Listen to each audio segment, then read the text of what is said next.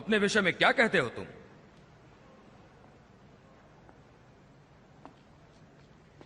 वे कौन है जिन्हें तुम अपना शिष्य कहते हो?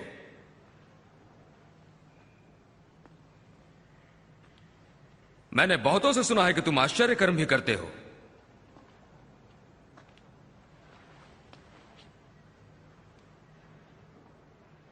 फिर मेरे लिए भी कुछ करो।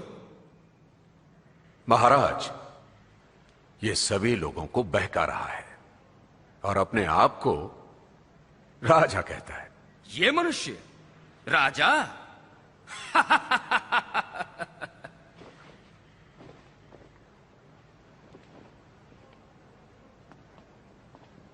महाराज, इसे खूब पीटो।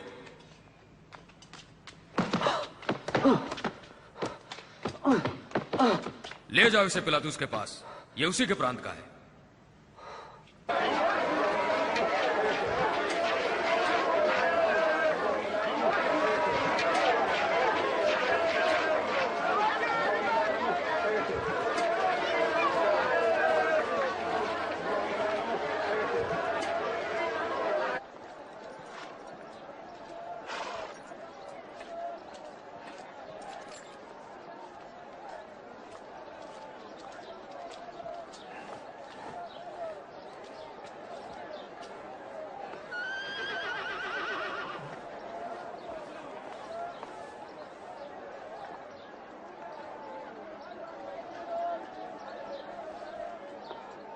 इस व्यक्ति ने मृत्युदंड के योग्य कोई अपराध नहीं किया।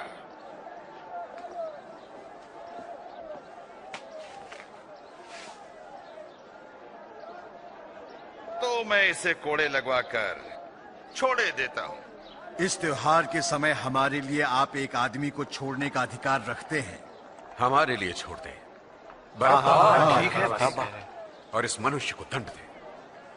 हाँ, हमें बरअब्बा चाहिए।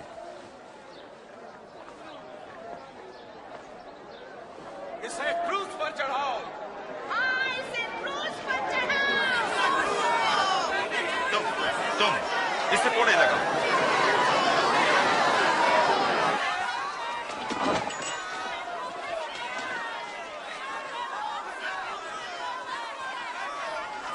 आप किसका इंतजार कर रहे हैं पिलातुस?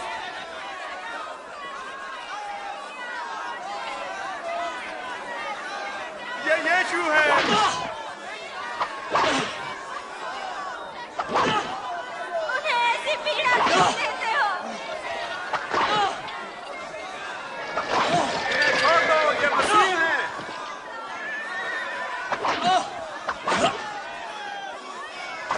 ये निर्दोष है।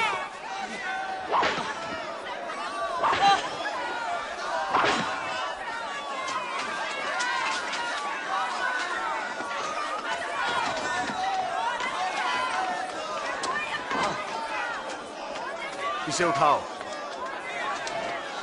वो जोर जोर से चिल्ला रहे थे कि यीशु को क्रूस पर चढ़ाया जाए, तो पिलातुस ने यीशु को मृत्युदंड दिया।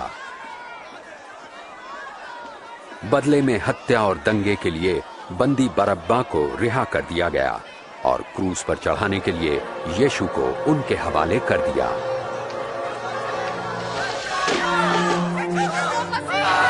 वापस जाओ, उससे दूर रहो, पीछे हटो, दूर रहो, उससे दूर रहो, पीछे हटो, पीछे हटो, पीछे हट जाओ, रास्ता खाली करो, हट जाओ, रास्ते में से हट जाओ।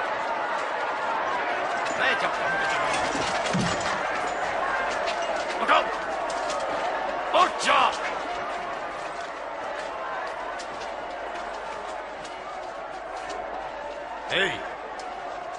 क्या नाम है तुम्हारा? हजूर, मुझे शमौन कुरैनी कहते हैं। इधर आओ तुम। रस्सियां काटो।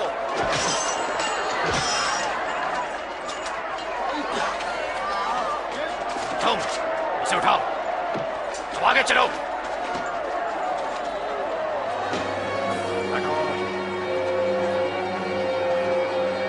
पीछे हटो, छोड़ो उसे।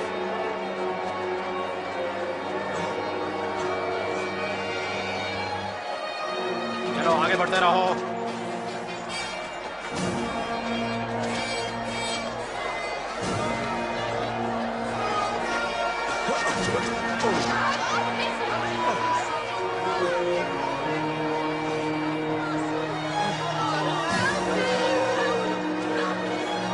हटो, पीछे हटो।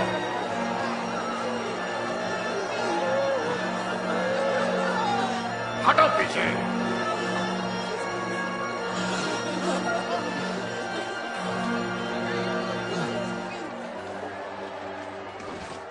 हम आपके लिए रोते हैं प्रभु जी, इसे पीजिए प्रभु जी।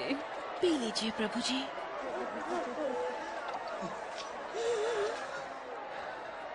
यरूशलेम की स्त्रियों, मेरे लिए नहीं, अपने और अपने बच्चों के लिए रो। जब ये लोग मेरे साथ ऐसा व्यवहार कर रहे हैं तो तुम्हारे साथ क्या कुछ ना होगा। परमेश्वर आपकी सहायता करे। हम आपके लिए प्रार्थना करेंगे।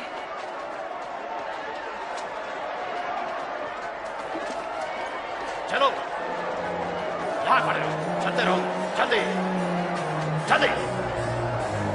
अब तुम जाओ, चलते रहो, आगे बढ़ो, जल्दी से जल्दी से। अब तुम चलो, चलो, अब तुम आगे बढ़ो, जल्दी।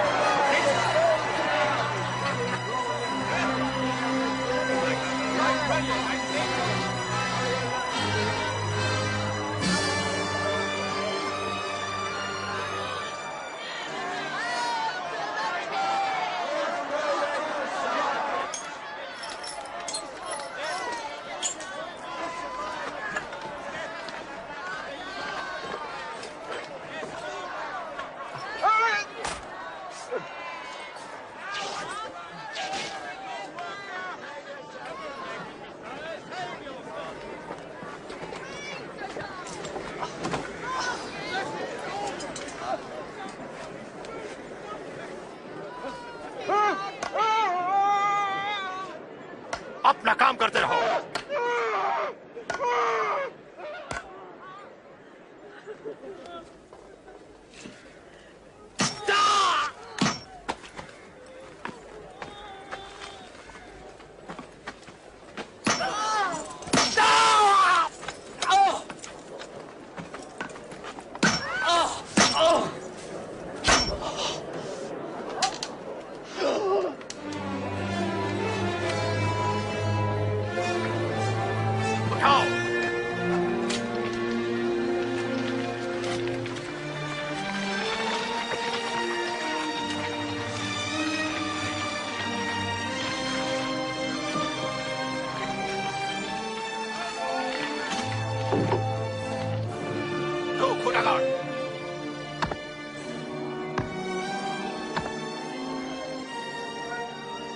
रस्से ढीले करो।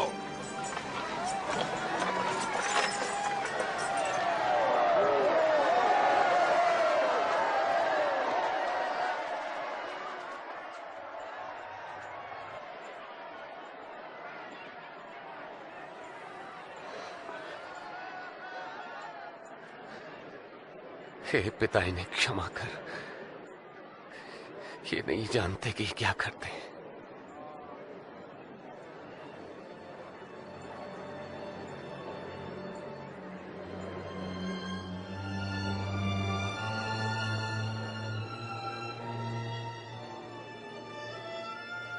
इसने औरों को बचाया, अब अपने को बचाए। यदि तू मसीह है तो अपने आप को बचा। हाँ, क्रूस पर से उतर आ। हमारे सामने भी एक आश्चर्य कर्म करे।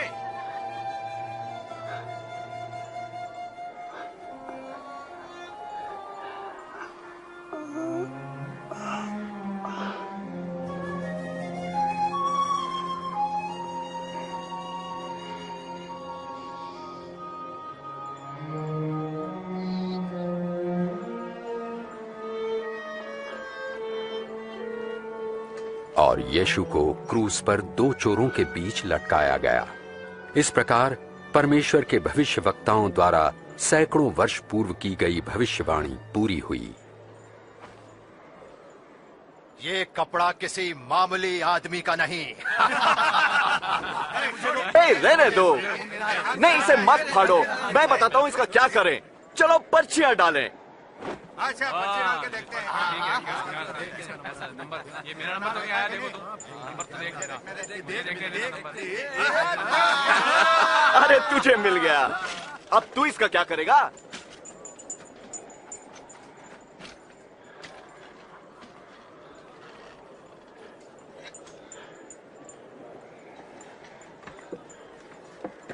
उनके सिर के ऊपर एक तख्ती लटकाई गई जिस पर लिखा था, ये यहूदियों का राजा है।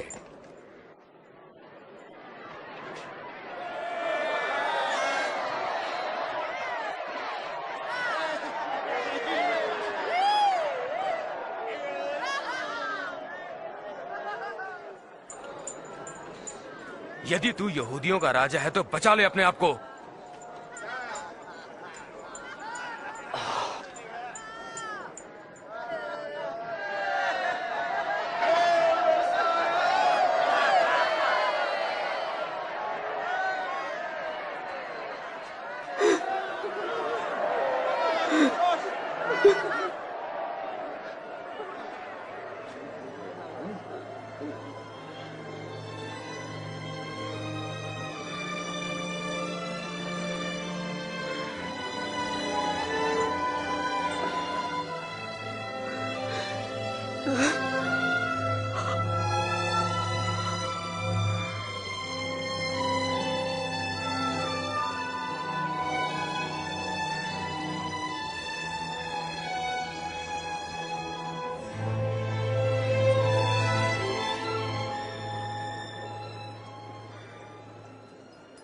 क्यों?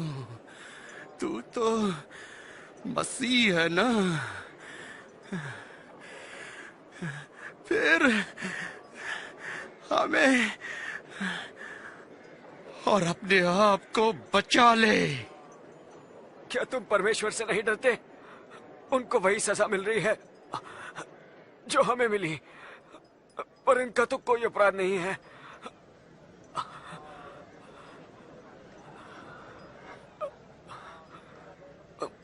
मुझे याद रखना यीशु जी, जब आप अपने राज्य में आएंगे।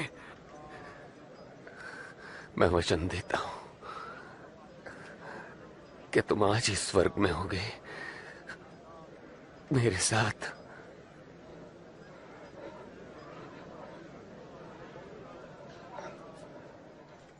दोपहर हो चुकी थी और 3 घंटे तक सारे देश में अंधकार छाया रहा।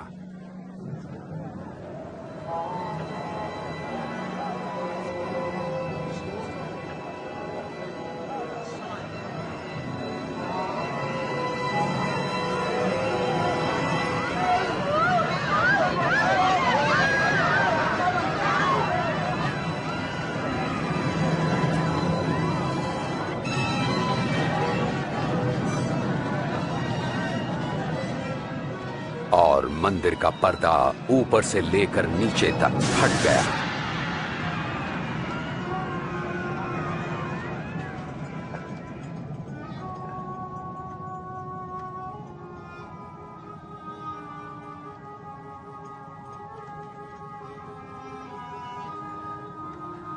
हे पिता,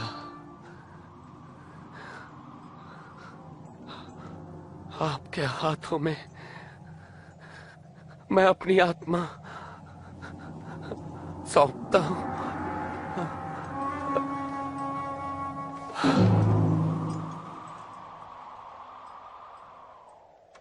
सैनिकों के सूबेदार ने ये देखकर परमेश्वर की बड़ाई करते हुए कहा, परमेश्वर की महिमा हो। निश्चय ही ये एक धर्मी मनुष्य थे।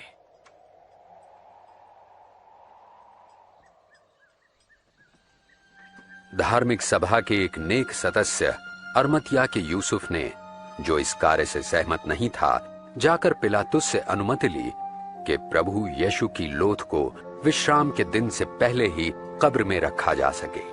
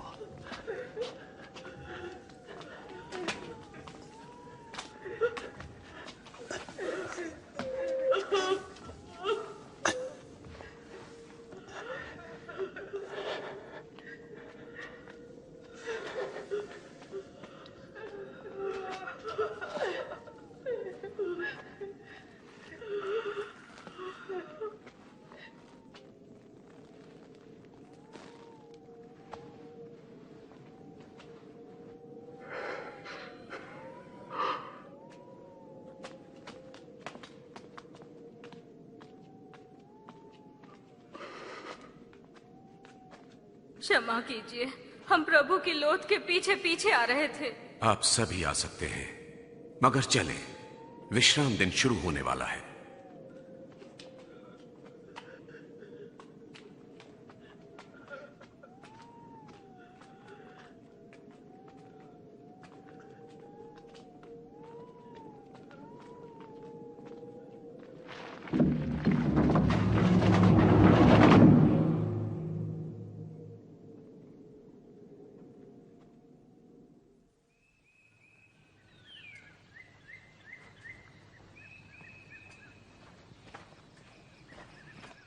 रविवार की सुबह तड़के ही स्त्रियां सुगंधित वस्तुएं तैयार करके कब्र पर आईं। उन्होंने कब्र से पत्थर को लुढ़का हुआ पाया और जब वे अंदर गईं तो प्रभु यीशु की लोथ वहां नहीं थी।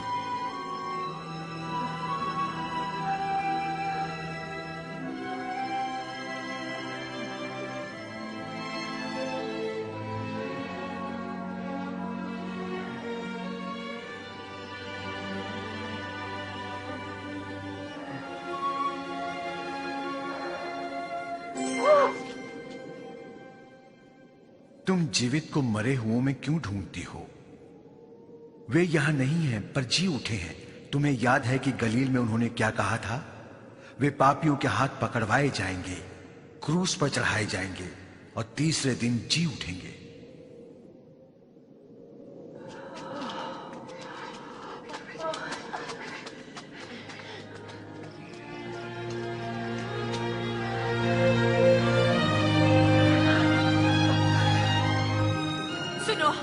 कब्र का पत्थर लुढ़का हुआ था। हम अंदर गए पर हमारे प्रभु का शव वहां नहीं है। क्या प्रभु का शव नहीं है? और दो मनुष्य हमें दिखे, स्वर्गदूत चमकते सूर्य समान, और हमसे ये कहा, तुम जीवित को मृतकों में क्यों ढूंढती हो? ये सच है। विश्वास कीजिए, विश्वास कीजिए। हमने उनको देखा, आप भी जाकर देखें। कब्र खाली है, प्रभु वहां नहीं है। पतरस, आप हमारा विश्वास करें।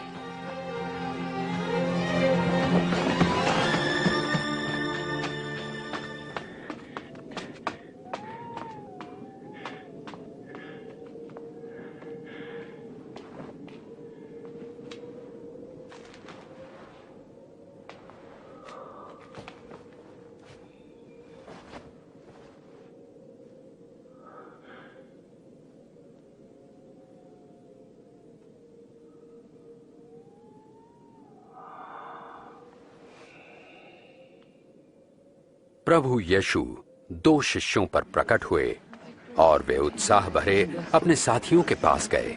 प्रभु सच में जी उठे हैं, वे पतरस को दिखाई दिए। हम जब रास्ते में थे उन्हें नहीं पहचान सके, पर रोटी तोड़ने पर ही हमने उन्हें पहचाना। इम्माउस में वे वहां कैसे पहुंच गए?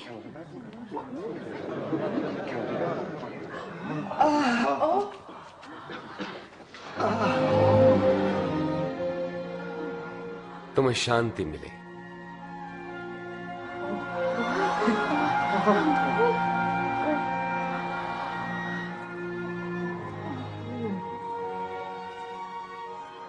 तुम क्यों इतनी चिंतित हो? तुम्हारे मन में शंका क्यों उठ रही है? देखो, मेरे हाथ और मेरे पांव, और जान लो कि ये मैं ही हूं। मुझे छुओ तो पहचान लोगे, क्योंकि आत्मा के हड्डी और मांस नहीं होता जैसा मुझ में देखते हो। मैं यही बातें तो करता था जब तुम्हारे साथ था, कि मेरे विषय में मूसा की व्यवस्था, भविष्यवक्ता के लेखों और भजन संहिता में लिखा सब पूरा होना था। यही तो लिखा है कि मसीह को दुख उठाना और तीसरे दिन मृतकों में से जी उठना है। उनके नाम से पश्चाताप और पाप क्षमा का संदेश यरूशलेम से लेकर सारे संसार में प्रचारित किया जाएगा। तुम इन सब बातों के साक्षी हो, और मैं स्वयं अपने पिता का वचन तुम्हारे लिए पूरा करूंगा। स्वर्ग से सामर्थ्य पाने तक यरूशलेम में ही प्रतीक्षा करते रहना।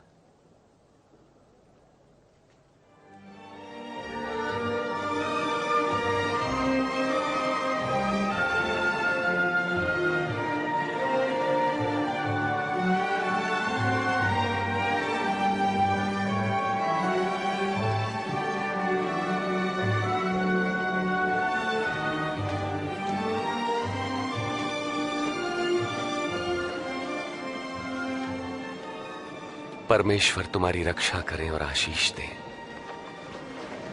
स्वर्ग और पृथ्वी का सारा अधिकार मुझे दिया गया है, इसलिए जाकर सब जातियों के लोगों को शिष्य बनाओ और उन्हें पिता, पुत्र और पवित्र आत्मा के नाम से बपतिस्मा दो, और उन्हें सब बातें जो मैंने तुम्हें आज्ञा दी हैं मानना सिखाओ।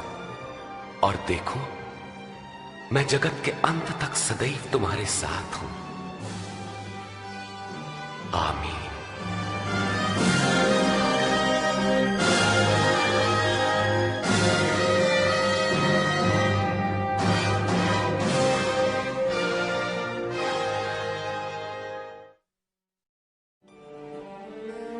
बहुत समय पहले भविष्यवक्ताओं ने लिखा कि परमेश्वर पापियों को बचाने और अपने साथ मेल मिलाप करने के लिए मसीह को भेजेगा। यीशु का जीवन स्पष्ट रीति से यह बताता है कि वही उद्धार करता है जिसे भेजने के लिए परमेश्वर ने वादा किया था। भविष्यवक्ता यशायाह ने कहा कि एक कुंवारी गर्भवती होगी और एक पुत्र को उत्पन्न करेगी, और ऐसा हुआ भी।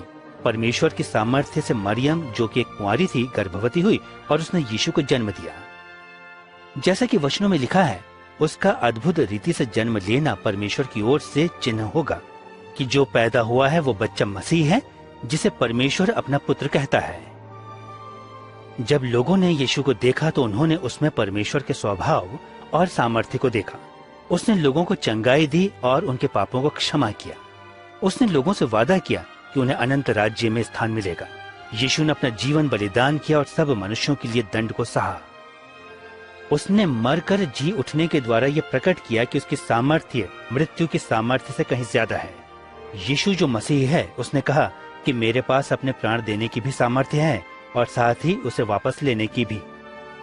यीशु का जीवन भविष्यवाणियों के अनुसार था। यीशु का जीवन इस बात का पक्का प्रमाण है कि परमेश्वर का पवित्र वचन पूरी तरह सत्य और कभी न बदलने वाला है। यह सच है कि यीशु ही परमेश्वर का वचन है। परमेश्वर यीशु के द्वारा अपने आप को लोगों पर प्रकट करता है। यीशु ने स्वयं कहा, आकाश और पृथ्वी टल जाएंगे परंतु मेरा वचन कभी नहीं टलेगा। आदि में परमेश्वर ने आदम और हव्वा की रचना की ताकि वो उसकी उपस्थिति में आनंद से रह सके, लेकिन उन्होंने परमेश्वर पर अविश्वास किया और उसकी आज्ञा को नहीं माना। उनके इस शर्मनाक कार्य ने उन्हें परमेश्वर से दूर कर दिया। पवित्र शास्त्र में लिखा है कि सभी मनुष्यों ने पाप किया है और पाप का परिणाम मृत्यु है। जो लोग पाप करते हैं वो परमेश्वर के साथ संगति नहीं कर सकते। जिस प्रकार परमेश्वर ने एक भेड़ का अब्राहम के पुत्र की जगह पर मरने के लिए उपाय किया, इसी प्रकार परमेश्वर ने यीशु को आदम के वंशजों की जगह पर मरने के लिए भेजा। उसने ये इसलिए किया कि जो कोई यीशु पर विश्वास करता है वो उसकी उपस्थिति में आ सकता है। यीशु के शिष्य पतरस ने कहा, यीशु ही वो है जिसके बारे में भविष्यवक्ताओं ने कहा कि जो उस पर विश्वास करते हैं परमेश्वर उनके पाप क्षमा करेगा। जो यीशु के पीछे चलते हैं वो पाप के दंड से छुटकारा पाकर परमेश्वर के साथ सदैव रहेंगे।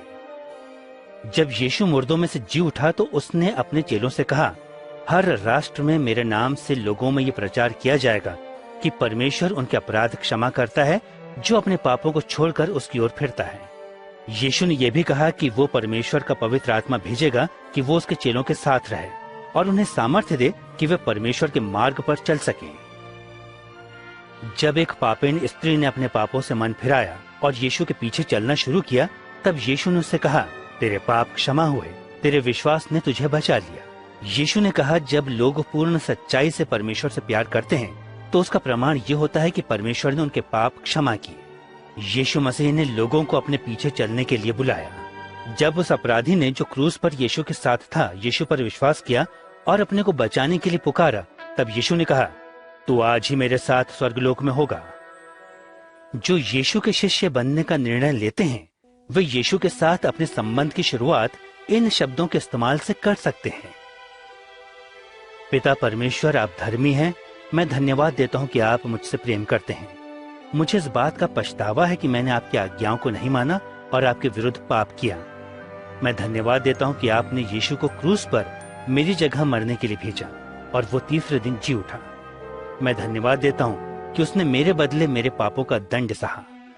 मैं आपके मार्ग पर चलना चाहता हूं और यीशु को अपना उद्धारकर्ता और अपने प्रभु के रूप में ग्रहण करना चाहता हूं। मैं धन्यवाद देता हूं कि आपने मेरे पापों को क्षमा किया है और हमेशा के लिए आपके साथ आपके राज्य में रहने के लिए द्वार खोल दिया है। मैं विनती करता हूं कि अपनी पवित्र आत्मा मुझे दे ताकि वो मेरे साथ रहे और मुझे आपका मार्ग दिखाए।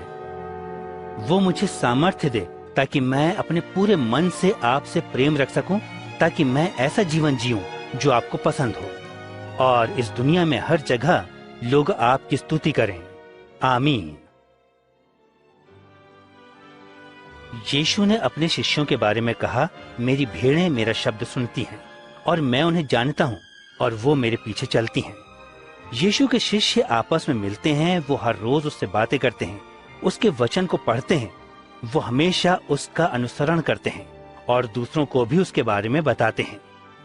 यीशु उनका मार्गदर्शन करता है और परमेश्वर के आत्मा के द्वारा जो उनके हृदय में रहता है उन्हें सामर्थ्य प्रदान करता है। हमेशा उस बात को अपने मन में याद रखें जो उसने स्वर्ग पर जाते समय कही थी, परमेश्वर ने मुझे स्वर्ग और पृथ्वी का अधिकार दिया है। विश्वास रखो, मैं हमेशा तुम्हारे साथ इस जगत के अंत तक हूँ।